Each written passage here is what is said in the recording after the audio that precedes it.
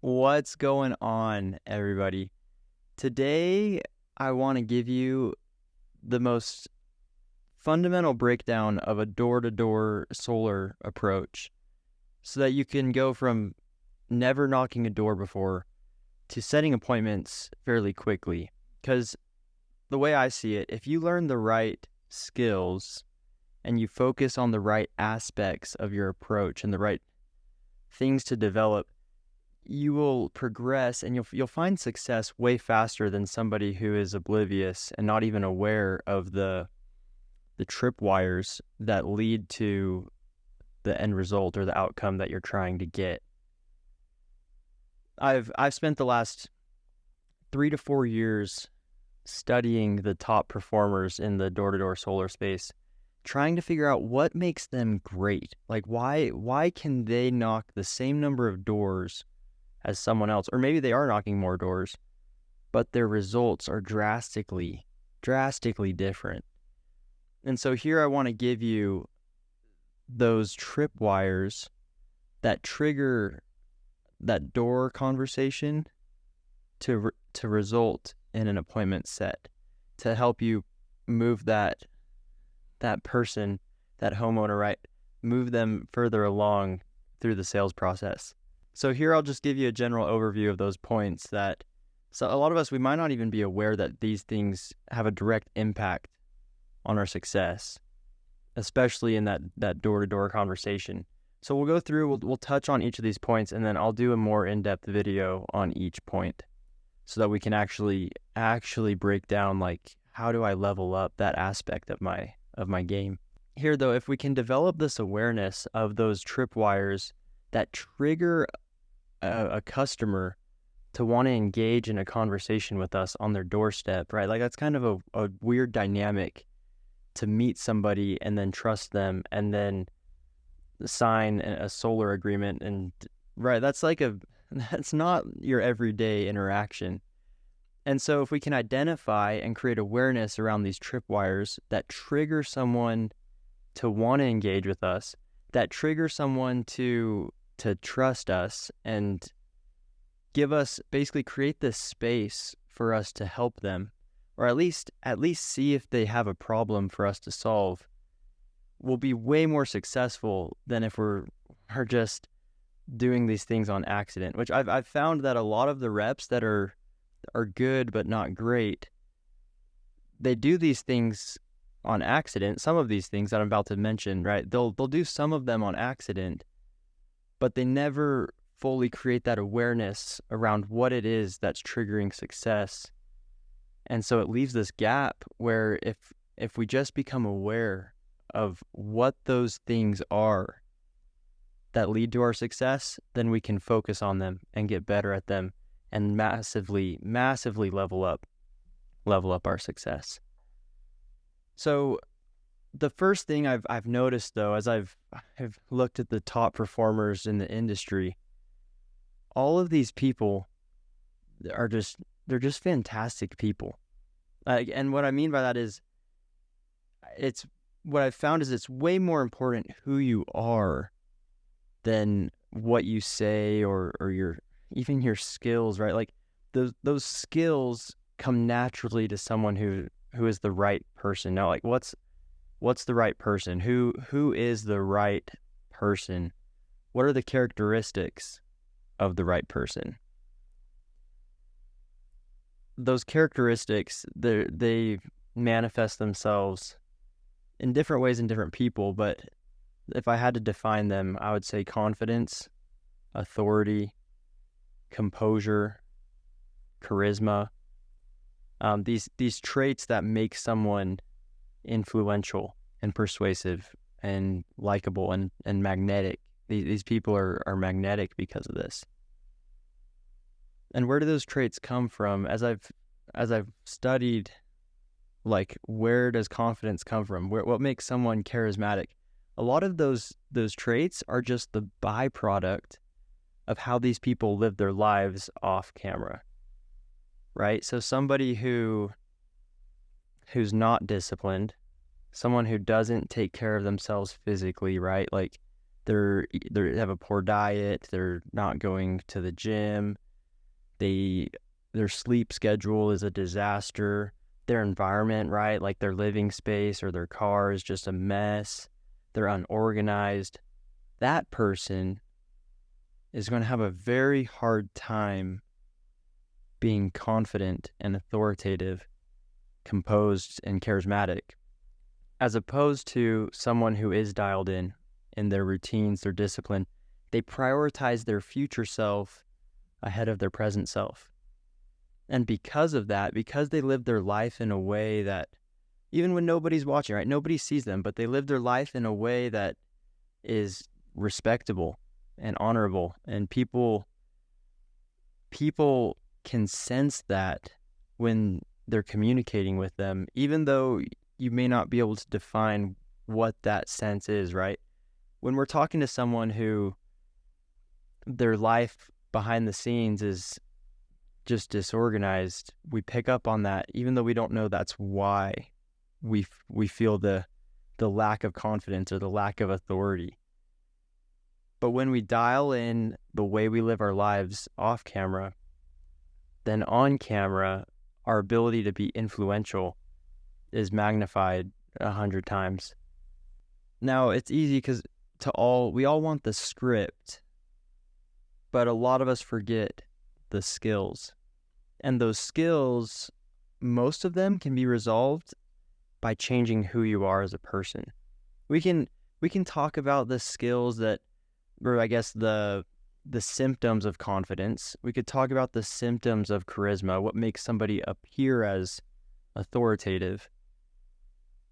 But if you want to go to the root cause of confidence, authority, and charisma, it's going to be who you are as a person. One of my coaches, he'll hold up a checklist for flying a Boeing 737, a flight checklist. Basically, like the pilot goes through that checklist before they take off. And he says, okay, here's the checklist. Who can take this and go fly a plane? And it's funny because it puts into perspective, like, oh yeah, here's the door-to-door script that's perfect. It is the best. But if you give that to someone who doesn't have the skills, who's not the right person, who's not confident or authoritative, who isn't dialed in or sure of themselves, they're going to have a really hard time performing with that perfect script. Or if you're not a pilot and you haven't developed the skill set of flying an airplane, you're going to have a really hard time flying the Boeing 737 with the checklist. The checklist is just, it's just a byproduct. It comes after we develop the skills and we become the right person for the job. If you are the right person, it's very hard to say the wrong thing. The script almost becomes irrelevant. But if you're the wrong person, it's very hard to say the right thing. A few other traits that these top performers have that I think are notable, they're disciplined, right? Like on camera, off camera. But then when they are working, they're resilient and they have massive work ethic. Like they work so hard and they're resilient. They're able to bounce back from adversity or rejection, right? People being mean to them. They don't let it affect them. They brush it off and they move on to the next door and they keep going. And so sometimes I recently feel like I might have missed that because I was so concerned with figuring out what the best script was, what were the skills that I needed to develop, that I almost forgot about how hard I have to work at the same time, right? Because you combine that hard work, the work ethic, the resiliency, with the confidence, charisma, and authority, you're unstoppable. You're actually unstoppable. So now that we understand the type of person we need to be to execute these skills that I'm going to talk you through, now let's talk about what those skills actually are, right? What is this confident, charismatic, authoritative person? What are they doing that allows their confidence, authority, and charisma to show through and help progress this homeowner towards setting an appointment, and move the conversation forward. So the whole point of the door approach, we're going to change the context so that we can change the allowable behavior. You'll hear me say that a few times, because no one ever says no to solar. They just say no to the context. And take a moment, and I want you to digest that, because that's really what our job is to help people see their situation differently. Help people see that the context may not be what they once thought it was. For example, if the context was different, say maybe you didn't have to pay for the solar panels, maybe you could just pay for the electricity that was produced, maybe it's no down payment, there's no debt, there's no credit or financing. That's a very different context than you have to put a down payment, you have to finance tens of thousands of dollars for the solar panels, right? And so whatever context that homeowner has in their head about what solar is, that context is, at least at the moment, has not allowed them to go solar. So if we can change the context, right, and help them see that either their context about solar is different, maybe the context with the utility company is different, rates are increasing, they have no control over what they're paying for electricity, whatever it is, right? If we can shift the context, now the allowable behavior also changes, right? Now they give themselves permission to act differently and even consider going solar and even go solar in the end. So how do we change the context? You'll find that all great door approaches, the vast majority of them, are made up of three main components, and then there's a front and end, right, a beginning and end.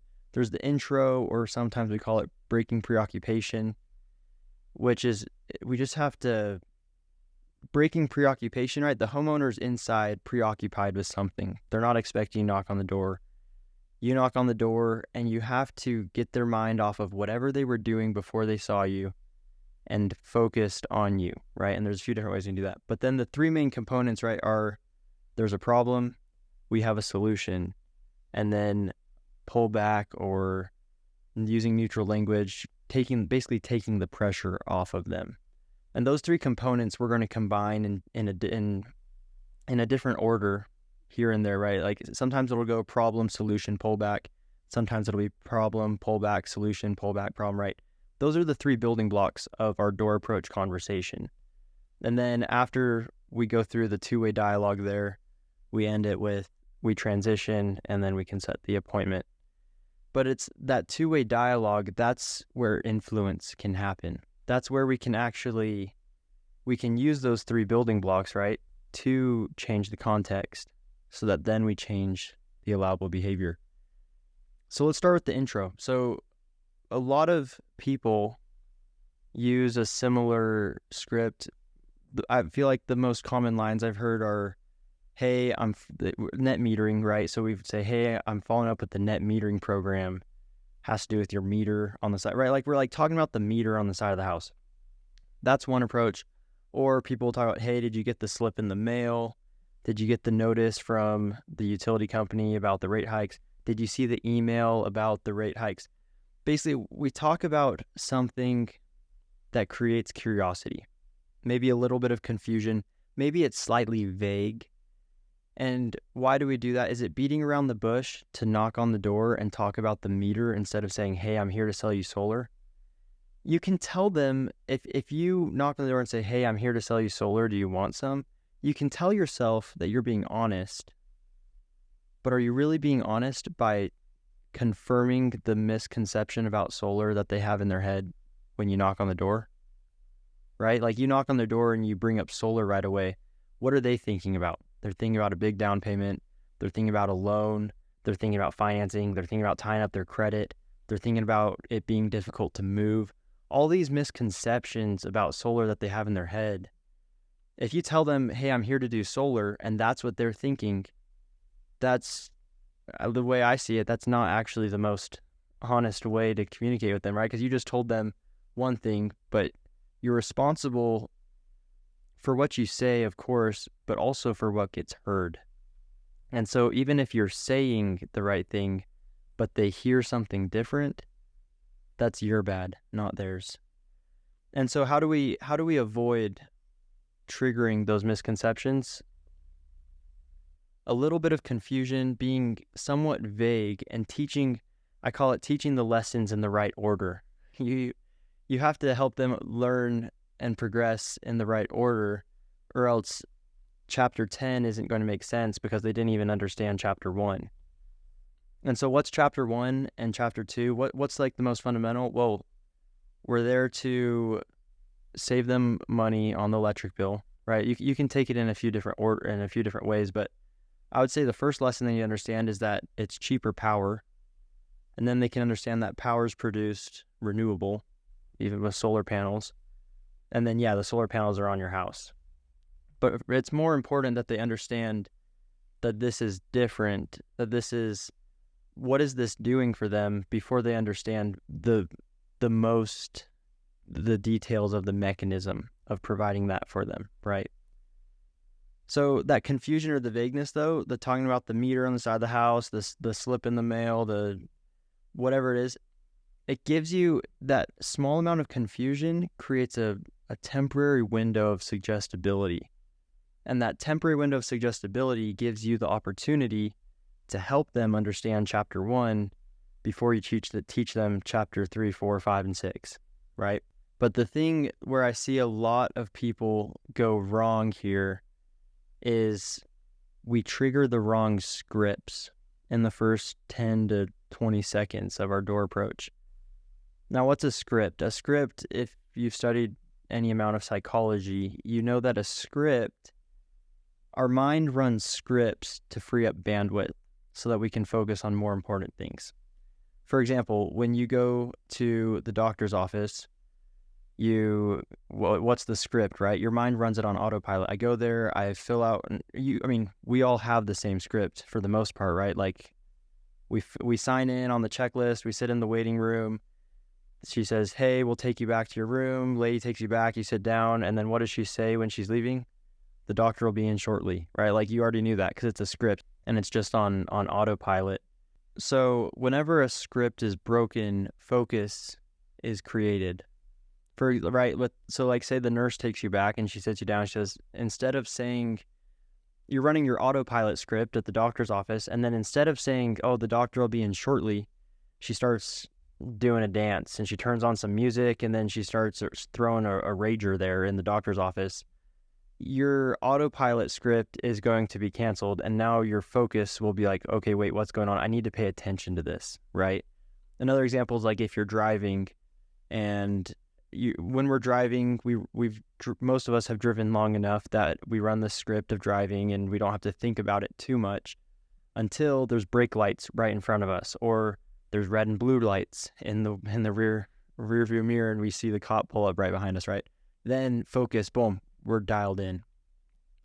So these homeowners, they have a door-to-door salesman script, right? Like, especially if you're selling in a solar market, they've been knocked enough that they run a script on autopilot to basically, I'm going to answer the door, I'm going to say no, and then I'm going to close the door, right? And they're going to just kind of evade whatever you're trying to say to them, and then they close the door.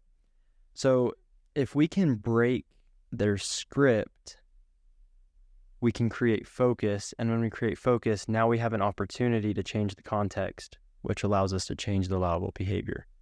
So how do we change the script? Well, basically, if we're going to do the opposite of what every other door-to-door guy is doing when he knocks on their door. What is every door-to-door guy doing when he knocks on the door? He knocks on the door. He stands close to the door. He talks really fast. He talks so fast you almost can't even understand him. He moves quickly. His body movements are rushed.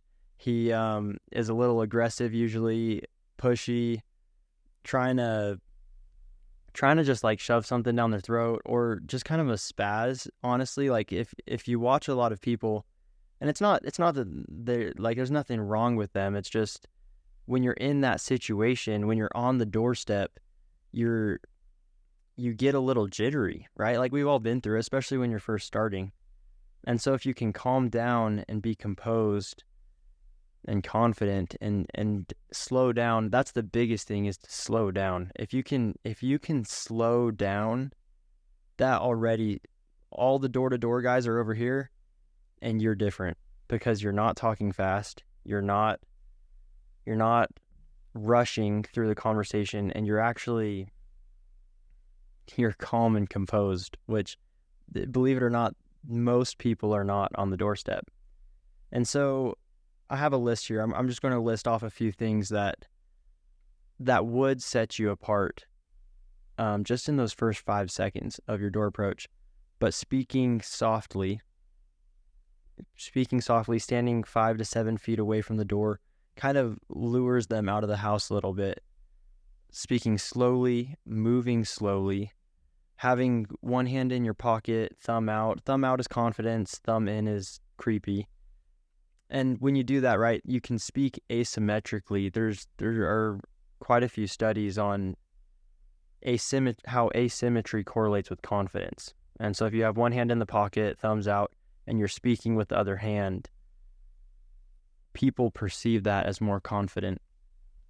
You also, just being right, calm and composed, you let them speak first. So while you're standing 5 to 7 feet back, you're either looking around, you're counting something, you're writing something down, and they open the door, and then you let them speak first, right? Like most people on the doorstep are not doing that. You create curiosity. You don't just tell them, you don't just say, hey, I'm here to sell you solar. Most of the time I introduce myself in a way, I'll say something like, oh, hey, my name's just Trenton. I was wondering if you could possibly help me out for a sec. And now what does that do? In their head, they're like, well, why is he knocking on my door, and what does he need help with, right?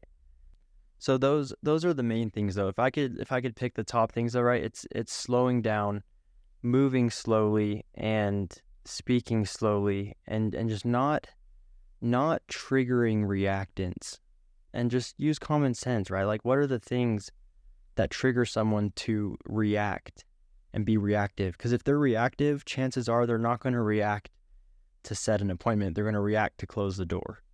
So there's the scripts. And then on top of that, what we're doing simultaneously is we're creating what's called entrainment.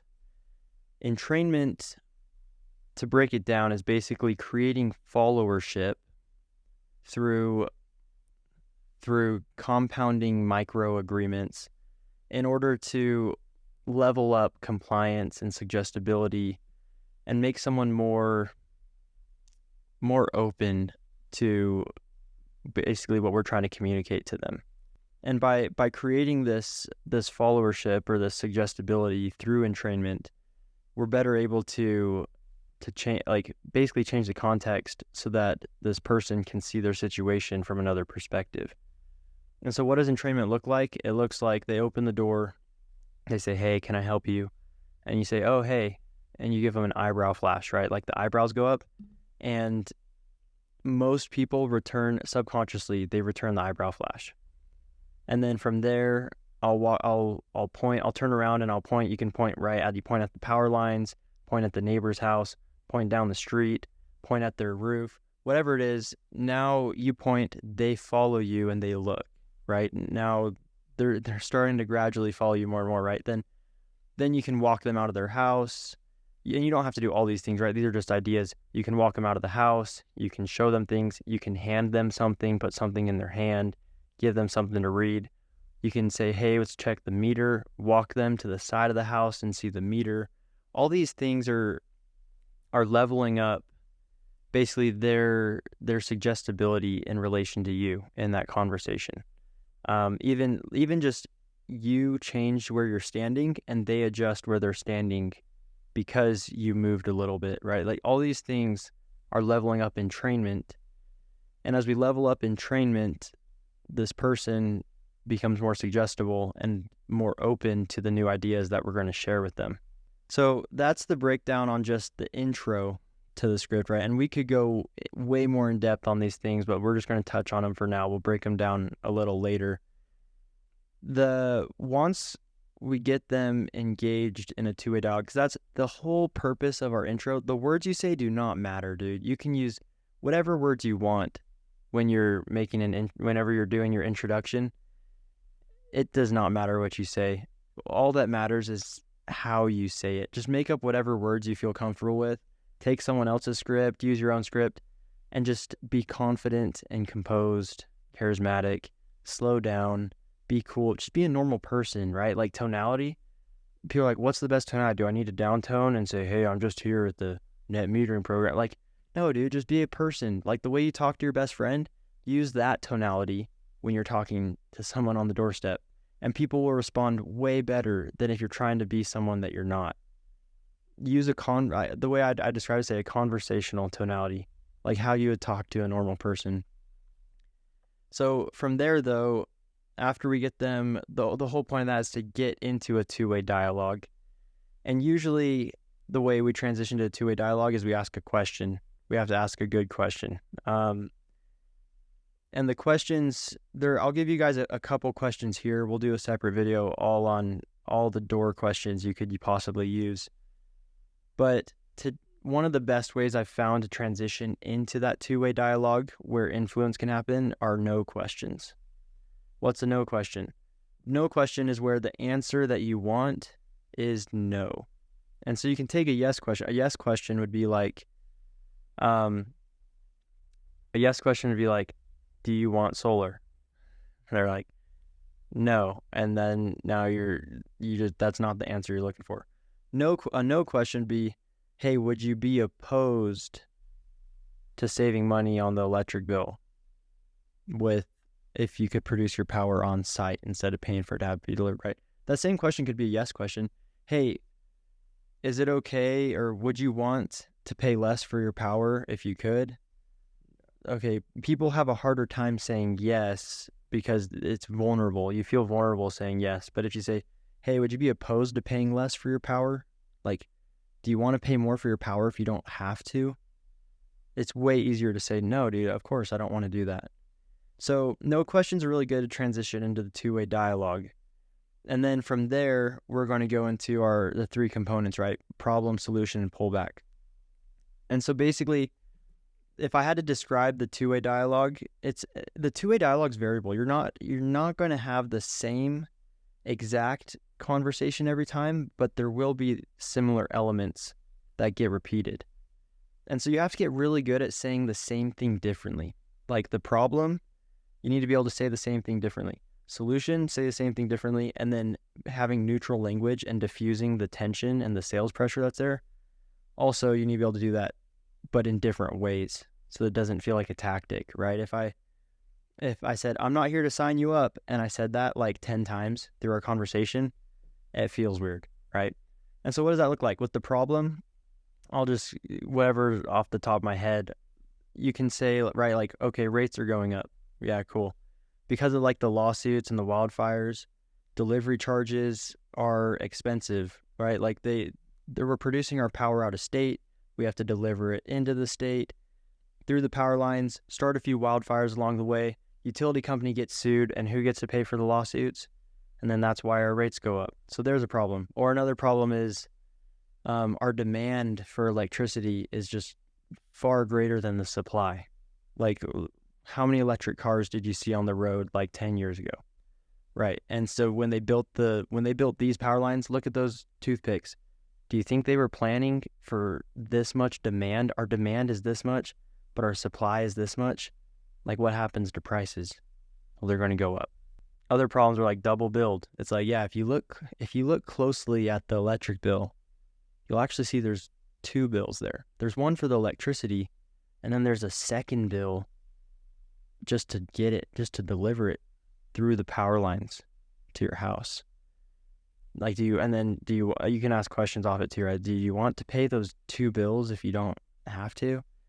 And then with the solution, right, we can go through those layers. It's almost like we help them understand the most important aspects of what we're doing first, and then the mechanisms come second. And so when I'm explaining the solution, you can explain, the classic one is it's another utility company. Basically, the state has allowed solar companies to act as a utility company, and instead of buying the panels, you buy the power that's produced. That power costs far less than off the power lines. Or you're double billed, right? You're paying for power and paying for it to be delivered. If you can produce the power on site, we can actually remove that second bill so that you're not paying twice for the electricity that you're using. And it'll lower the electric cost by whatever percent.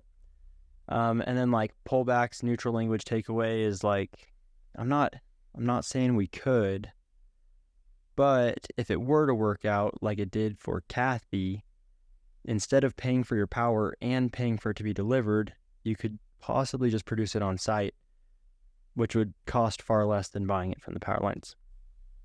There are a few things there, right? Using words like possibly, might, that interact. I'm not saying we could, or like when you're explaining the solution, how it works, when it works, is instead of you coming out of pocket $30,000 for solar equipment, you'd actually be able to just buy the power that they produce, and that power costs far less than buying it off the power lines. But like I said, we can't do that for everybody. They are pretty picky with which homes they fund the projects for. That was just a few examples there, right? But the idea is whenever you say something good about what you're doing, you need to take it away, because otherwise it's very easy for it to trigger that sales pressure and the sales tension that comes with it. Ideally, we'll go through this process without any resistance, but we all know it's very rare that someone does not give you resistance when you're trying to change the context, right? And so I heard this just the other day from a professor, dude. His name's David. He told me that the acronym they use is AIR, A-I-R, and it stands for acknowledge, ignore, and then redirect. And I thought that was great because that's what I've seen work with everyone who's performing at a high level. Basically, they give you resistance, right? Whether it's earlier or in the middle of the conversation. Hey, I'm not interested, or I'm busy, I'm good, I don't need this, my bills are low. You acknowledge it. You say, oh yeah, dude, that's not a problem. And then you ignore it and you redirect and you ask a question. You can even say like, yeah, we'll talk about that in a second, but I was going to ask you this question. And then you ask them a question to either build more pain in the problem or build more value in the solution. We all know this. Some of us don't realize it consciously, but getting into an argument on the doorstep about whether rates are actually going up or not, whether electricity is actually expensive, like whether they should be interested or not, like it's not helpful. Like when they get whether their roof will actually be damaged or not, like you're not going to win that argument on the doorstep. And so the place where you could influence them would be in an appointment where they're actually hearing what you're saying. On the doorstep, we're just trying to set the appointment. And so you can acknowledge that they have a concern. You can say, oh yeah, that's a great point. Your roof, yeah, I've heard that before. We'll get to that in a second. But let me ask you this. And then you ask them a question. You redirect it, take it somewhere else. And you'll find that most people don't even remember that concern, even in the appointment, right? Like they talk about their roof or they talk about moving. And then like you sit down and you show them like, hey, you could actually save tens of thousands of dollars over the next 10 years. They don't even remember that concern because more often than not, it's just to avoid the door-to-door dynamic conversation. Most people are just hesitant with that, right? So if we can help them see what we're actually doing, those concerns that they made up tend to fade away. And so basically at this point though, right, after I've done a few of those loops, and when I say loops, what I mean is problem, solution, pullback, or any combination of those three, where basically I take them on this journey deeper and deeper of understanding how the solution works. The first thing I'll explain to them is that it's cheaper electricity. And then we'll talk about the problem, we'll pull back, and then, yeah, that electricity is cheaper because if you can produce it on site, I mean, more than half your electric bill is just delivery. So if we can avoid delivery, we can produce power way cheaper. And then, but we can't do that for everybody. I should ask you a question. And then maybe we talk about the problem a little bit. Yeah, rates are going up. What do you pay for your power? Have you always paid $400 for 1 month of electricity. Cool. Well, not saying we could, but if it did work out, if we got them to say yes, then your electric bill would be anywhere from 30 to 50% less, because you can produce the power here instead of over there. Now, yeah, of course they produce it with solar panels. The only difference being, instead of you paying for the equipment, you pay for the power. But like I said, I'm not the final say. And so once we've gone through a few of those loops, that's where I will transition. And I'll say to them like, yeah, I'm not the final say. My job is just to see if you could even be eligible. They have a few requirements, just a few boxes they have me check, and then I got to keep going. I got to move on, right? That's another thing, false time constraints. And you can even throw those earlier in the conversations, things like, oh, I can't stay long. I apologize. I got to get going here in a sec. It helps them feel like you're not going to just take their whole evening, because they're not ready to give you the whole evening yet, right? But yeah, then the transition is just, it's a pullback. I'm not a final say. That's one of my go-to ones. I'm not the final say, but my job is to see if you're even eligible. And to do that, we just got to check two things. And you can choose whatever the immediate requirements are. Like, some people use the bill, some people check the meter, some people will check the electrical panel. And from there, you can transition. And the transition, the idea is you can you could check those things, or you could set the appointment and then check those things. But for example, if I needed to build some more entrainment, if I could tell that they weren't totally like set and I needed to build a little more followership before trying to set a time to sit down with them, that's where I might say, hey, I'll check the meter while you check the bill. Go find out how much power you use in a year, and we'll take that, and then I'll set the appointment after that. Or if things are going good, I'll just transition. I'll say, hey, look, I'm not the final say. We have to run a report, see if you're even eligible, see how much power we could actually produce on site. And so to do that, I'll have to pass by a little bit later. Are you home usually in the evening, or is morning better for you? Yeah, you just go into setting the appointment, and people have different philosophies on the best way to set an appointment. I've found that if I'm being a normal person, usually it works fine for me. And I'll ask them about their schedule. Hey, what's your schedule like? This, and just being like honest, but authoritative and assertive at the same time. But you don't have to be weird about it. And you could possibly trigger sales resistance by giving them like the option close if you do it wrong. I've seen the option close, right? Hey, was tomorrow I can come at 1 or 5. Does 1 or 5 work better for you? If you do it wrong, it'll trigger sales resistance. But you can also, I've seen people do it well, to where you don't really give them a way out, but it doesn't feel super salesy, right? You can ask about their schedule and say, is morning, what time are you guys usually home? I'll have to swing by. Okay, I have to go by these people on these days. Talking about the neighbors, build some social proof. But for the most part, dude, that right there in a nutshell, if I would have had this information my first few months selling solar, oh, it would have been amazing. Like, just these are the things that you can focus on. You develop and practice these things, and it will take your game to the next level. These are the things that people who are performing really well, a lot of them, they do these things on accident. They're not even aware that these are the things that lead to success. And so if you wanted to go to the next level and focus on the things that will help you have success, take these ideas, right? Take the unconventional, the counterintuitive door approach, speaking slowly, speaking softly. Focus not only on your sales skills, but also who you are as a person. What are you doing when you're not selling, right? What are you doing with your time and your environment and your appearance? And just make sure you're taking care of things off camera so you can be the right person on camera.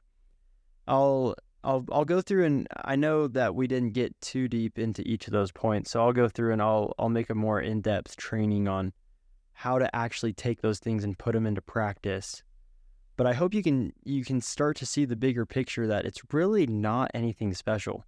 What these top performers are doing is it's actually really basic, but they've mastered it. Most of them don't even have any special sales scripts. They just have like your basic company door approach, and they take it, and because of who they are as a person, they kill it. They just absolutely kill it. And so my challenge to you is take these things, go out there, take whatever, even if you're using your company door approach, maybe you can add a few of these aspects into it and just do it over and over and over again. And as you get these reps in, you'll find that you'll start having more success because you're developing that skill set just by taking attempts, right? I think of like learning a language. People say something like it takes 10,000 mistakes to learn a language or something like that. I don't know what it is, but selling solar door to door is the exact same. Like it takes however many mistakes to get to it. And so like you're not going to shortcut the mistakes. You got to go out and fail over and over and over again. And that's where this resilience comes in. Like if you can be resilient and fail over and over and over again, your skills will get better so much faster and your results will improve dramatically. That's what I got for you today, though. Thanks for tuning in and checking it out. And if you want to learn more, if you have specific questions about any of the things I talked about in this video, reach out, send me a message, and we'll break it down, dude. We're going to freaking kill it this year. And I'm stoked. I love it. So we'll catch you later. See ya. Peace out.